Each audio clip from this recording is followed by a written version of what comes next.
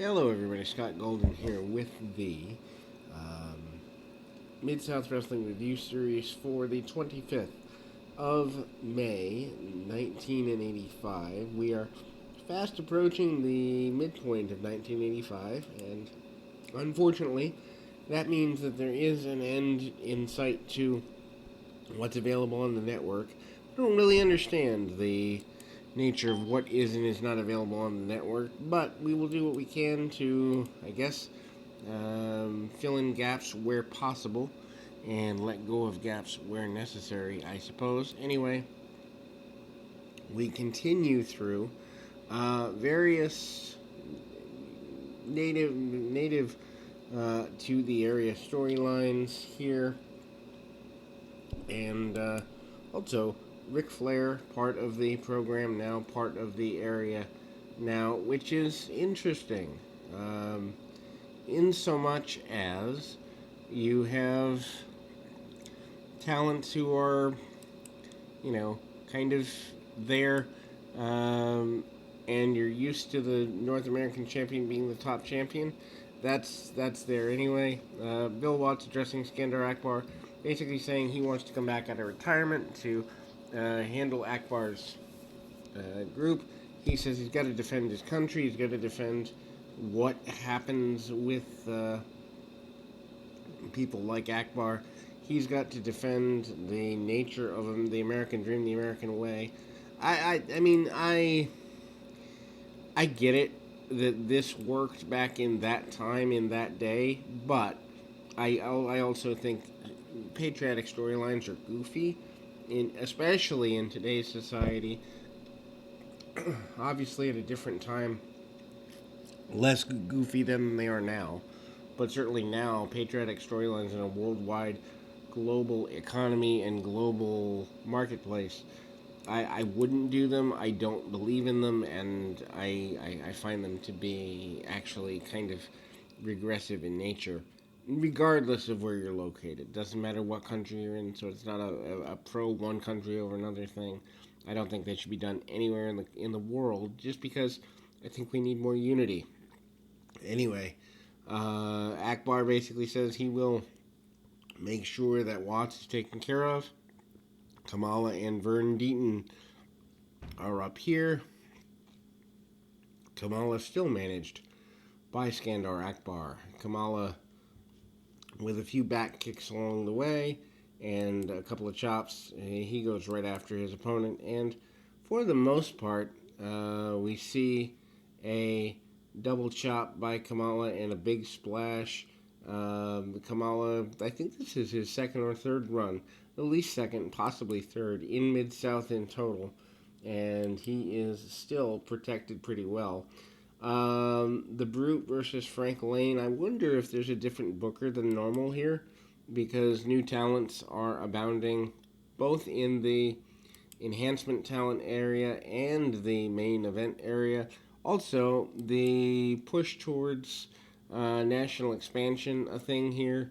We kind of see Duggan coming out with, steel chairs and the like. Manages to lay his man out using the chair and all of that. Nothing really gets accomplished in this, but it's new and interesting, and whatever. Ric Flair being, at least to me, wasted in a match with Wendell Cooley. I mean, I don't know that I would bring Flair in for this particular contest.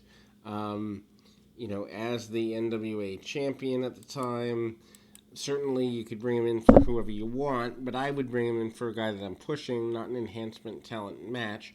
Obviously, they do move him forward in the next weeks, and we'll get to June when we get there. But I'm not a fan of bringing him into another territory that isn't his home territory for enhancement talent level stuff. Flair kind of hooks up on the headlock, hits a couple leapfrogs, and a deep hip toss by Cooley. Nothing against Cooley, by the way. When I say that, I just don't agree with bringing a world champion in for inconsequential matches. Several chops by Flair. Flair gets the man in the corner, chops him up, and basically goes pretty aggressively towards the man. Double underhook suplex, which is a rare Flair move, but does manage to sky high the double underhook. And again, we kind of see Flair take the man to the outside. He is aggressive for sure. Irish whips. And around we go. Duck of the clothesline, cross body by Cooley. 1, 2, and out the back door comes Flair. Flair does do some backing off. He's very famous in those purple tights and manages to drop an elbow. Goes for the cover. Gets a 2 count on the cover. And Ric Flair, still in control of the tempo of the match, brings him back up. Hits some chops along the way. Vertical suplex this time, gets him where he wants to be, and kind of sky highs the vertical suplex actually. Gets the figure 4, gets the victory in the process of the figure 4, and kind of again, there we go. We move on to the next contest of the bunch, and that is a, I believe, tag team affair here.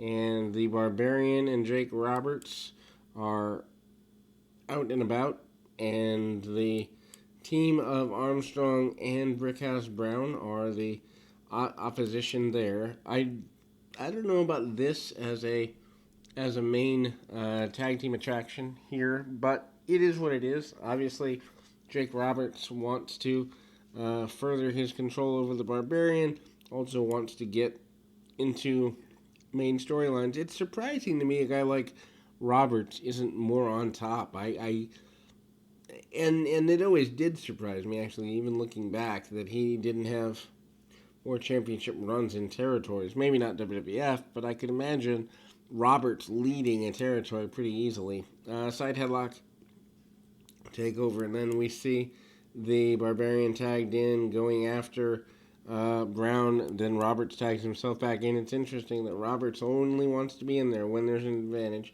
Tag off to Brad Armstrong. Armstrong holds Roberts for his partner. Brown takes a couple of shots and gets a couple of shots off pretty easily on Roberts. Roberts not backing up too terribly wonderfully. And then we see Armstrong remaining in control of the duration of the match. Armbar by Armstrong, and tag off to the Barbarian. Barbarian comes back in, hits his shots wherever he can, gets his shots off wherever he can. Big press slam by the Barbarian. Barbarian does not want to waste any motion, using power wherever is advantageous for him. Takes a couple of cheap shots along the way. Barbarian then breaks the man down with a clothesline. And again, I've got to grab my phone, so I will be back in 2 shakes of a lamb's tail. We'll be back in just a bit as we close this out. Okay, and once again, we do see pretty dominance from Jake Roberts as a nature, and I obviously wouldn't expect anything less.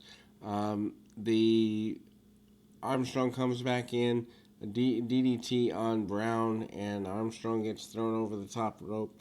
Obviously, the referee has been eliminated, and Roberts and the Barbarian really more about getting damage done as much as anything else in that moment. Eddie Gilbert and Terry Taylor up next. What's amazing to me is, with maybe 12 minutes left in the program, they've got 4 segments, which, again, we in current day fans criticize the nature of the pacing of programs, but even when wrestling was better done, program pacing was still an issue. Terry Taylor, still your your North American champion. He is facing off with Eddie Gilbert here. Gilbert has not been used as a major wrestler. He is over the next couple of years in the area, but here he's beginning to get that wrestler knowledge. Big back body drop by Gilbert. Gilbert manages to go for the cover. Hard shots by Taylor. Taylor with an Irish whip and ducks the clothesline, or ducks the shot attempt into a atomic drop, and then into the figure four. Ric Flair has wandered his way out to ringside and is surprised at Taylor using his finishing hold as a finisher himself, confronting the Red Rooster, aka Terry Taylor, not the Rooster yet. Flair lays him out, takes some chops on him, and Flair is unimpressed with Taylor at this point. Big vertical suplex by Flair along the way. Many people say that he might be a short version of Flair or a cheap version of Flair.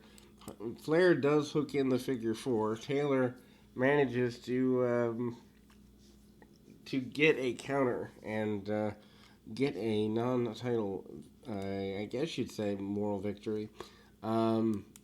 Anyway, we move on to DiBiase and Dr. Death versus Samani and Jeffers. DiBiase and Dr. Death, of course, still your tag team champions of the area, and they are obviously looking very, very good here.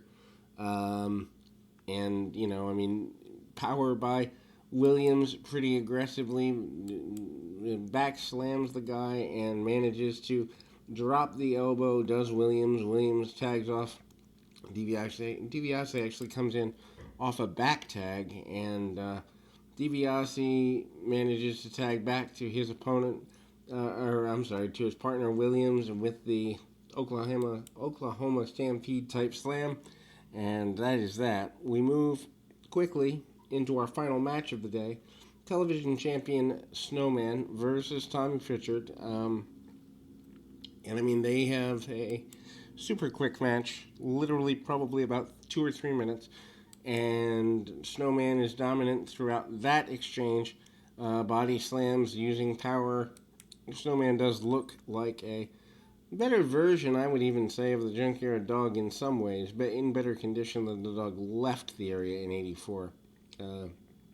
Hooking the leg on the power slam on the way over is the Snowman. He gets his victory there. Ric Flair sends a message to Terry Taylor. Flair does not like being embarrassed. He will not tolerate such behavior, and he will get even with Terry Taylor somewhere down the road. And with that, we close the month of May. I might be back with June later today, depending on what my schedule looks like. But until then, keep your feet on the ground, your mind in the moment. Until next time, everybody.